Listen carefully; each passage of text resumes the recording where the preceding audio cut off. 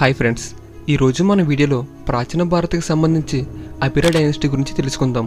అయితే ఈ వీడియోకి 200 లైక్స్ టార్గెట్ పెట్టుకుందాం. సో మీ వంతు మీ టార్గెట్ని కంప్లీట్ చేయండి. ఇంకా మన టాపిక్లో వెళ్దాం.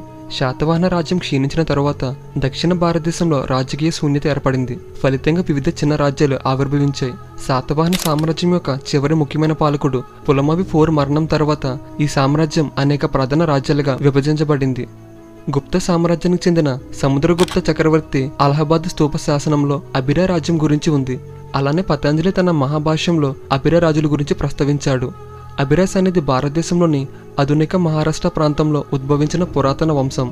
పురాతన కాలంలో ఈ ప్రాంతం యొక్క రాజకీయ మరియు సాంస్కృతిక చరిత్రలో వారు ముఖ్యమైన పాత్ర పోషించారు. వివిధ పురాతన గ్రంథాలు మరియు శాసనాల్లో అబిరాస్ గురించి ప్రస్తావించబడింది. ప్రస్తుతం మహారాష్ట్రలోని పశ్చిమ భాగంలో ఉన్న అబిరాస్ ఉద్భవించారని కొంతమంది నమ్ముతారు. ఈ రాజ్యం సరస్వతి నది ఒడ్డున ఉంది. ఇది ఇప్పుడు గాగర్ హకరా నదిగా పరిగణించబడుతుంది. అబిరాలు తమ ప్రభావాన్ని ప్రస్తుత గుజరాత్, రాజస్థాన్ మరియు మధ్యప్రదేశ్తో సహా పశ్చిమ మరియు మధ్య భారతదేశంలోని వివిధ ప్రాంతాలకు విస్తరించారు. అబిరాస్ ప్రధానంగా పశువుల పెంపకం మరియు వ్యవసాయంలో వారి నైపుణ్యానికి ప్రసిద్ధి చెందిన కమ్యూనిటీ. ఈ కాలంలో ప్రతి ప్రాంతం లేదా గ్రామం స్థానిక నాయకుడు లేదా రాజుచే పాలించబడుతుంది. అయితే బెదిరింపులు లేదా పెద్ద సంఘర్షణ సమయంలో వీరు తమ భూభాగాలను రక్షించుకోవడానికి కేంద్ర అధికారం కింద ఏకమవుతారు. అబిరాస్ ఇతర పొరుగు రాజ్యాలతో స్నేహపూర్వక మరియు వ్యతిరేక సంబంధాలను కలిగి ఉన్నారు. అబిరాస్కి ఇక్షావుకులు మరియు శకులు మొదలైన వారితో కూడా విభేదాలు ఉన్నాయి. పురాతన భారతదేశం రాజకీయ దృశ్యాన్ని రూపొందించడంలో అబిరాస్ కీలక పాత్ర పోషించారు. వారు వారి సైనిక పరాక్రమానికి ప్రసిద్ధి చెందారు మరియు ఇతర రాజ్యాలచే తరచుగా కిరాయి సైనికులుగా నియమించబడ్డారు. అబిరా రాజవంశం అనేది పశ్చిమ దక్కను పరిపాలించిన రాజవంశం. ఇది శాతవాహన రాజవంశం తర్వాత అధికారంలోకి వచ్చింది. ఈ రాజవంశం ఒక విస్తారమైన రాజ్యాన్ని ఏర్పాటు చేసింది. అబిరాస్ ఆధునిక మహారాష్ట్ర, కొంకణ్, గుజరాత్ మరియు దక్షిణ మధ్యప్రదేశ్లోని కొన్ని ప్రాంతాలతో కూడిన విస్తారమైన సామ్రాజ్యాన్ని కలిగి ఉన్నారు. కొంతమంది పండితులు అబిరాలను 3వ శతాబ్దం ఏడీలో దాదాపుగా ఒక గొప్ప సామ్రాజ్య శక్తిగా పరిగణిస్తారు. వీరు పురాతన భారతీయ సాహిత్యంలో తరచుగా ప్రస్తావించబడినప్పటికీ అబిరాస్ యొక్క మూలం అస్పష్టంగా ఉంది. మహాభారతం ప్రకారం అబిరాలు సముద్ర తీరానికి సమీపంలో మరియు గుజరాత్లోని సోమనాథ్ సమీపంలోని సరస్వతి నది ఒడిన నివసించారు. పతంజలి యొక్క మహాభాష్యం వారిని శూద్రుల నుండి భిన్నమైన తెగగా పేర్కొంది. బాలకృష్ణ గోఖలే ప్రకారం అబిరాస్ పురాణ కాలం నుండి యుద్ధ తెగగా ప్రసిద్ధి. అబిరాసులో కొందరు వెస్టర్న్ సతరపస్ యొక్క సైనిక సేవలోకి ప్రవేశించారు మరియు కొత్త భూభాగాలను జయించడంలో వారికి సహాయం చేశారు. 181 AD నాటికి అబిరాస్ క్షత్రప ఆస్థానంలో గణనీయమైన ప్రభావాన్ని పొందారు. వారిలో కొందరు జనరల్గా కూడా పనిచేశారు. అబిరాస్ చరిత్ర గురించి చాలా తక్కువ సమాచారం ఉంది. అబిరా వంశాన్ని ఈశ్వరసేనుడు స్థాపించాడు. మహారాష్ట్రలో నాసిక్ ప్రాంతంలో శాతవాహన మరణానంతరం పశ్చిమ సతరప్పుల సాయంతో అధికారంలో వచ్చారు. ఈశ్వరసేన మొదటి స్వాతంత్ర అబిరా రాజు.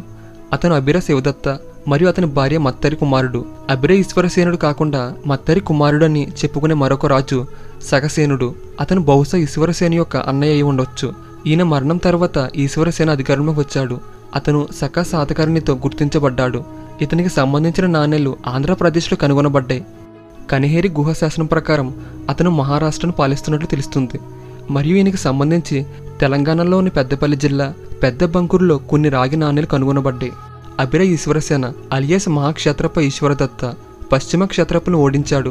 నాణేల ప్రకారం అతను 236 AD మరియు 239 AD మధ్య పశ్చిమ క్షత్రప సింహాసనాన్ని స్వాధీనం చేసుకున్నప్పుడు పాలించాడు. ఈశ్వరసేన నాణేలు అతని పాలనలో మొదటి మరియు 2వ సంవత్సరం మాత్రం నాటివి. వీరు సంస్కృతానికి మద్దతు ఇచ్చారు. ఈశ్వరసేన యొక్క నాసిక్ గుహ శాసనం ప్రధానంగా సంస్కృతంలో వ్రాయబడింది. అనేక సంఘాలు వారి రాజ్యంలో అభివృద్ధి చెందాయి. తర్వాత అబిరా వశిష్ఠపుత్ర వాసుసేన.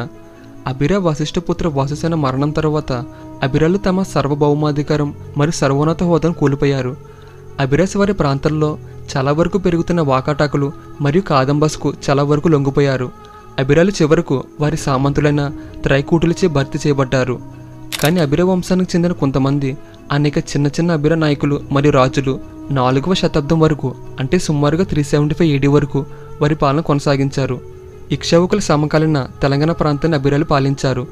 గుప్త సామ్రాజ్యం సమయంలో భారతీయ చక్రవర్తి సముద్రగుప్తుడు అబిరాను సరిహద్దు రాజ్యంగా నమోదు చేశాడు. పతంజలి తన మహాభాష్యంలో అబిరా రాజుల గురించి ప్రస్తావించాడు.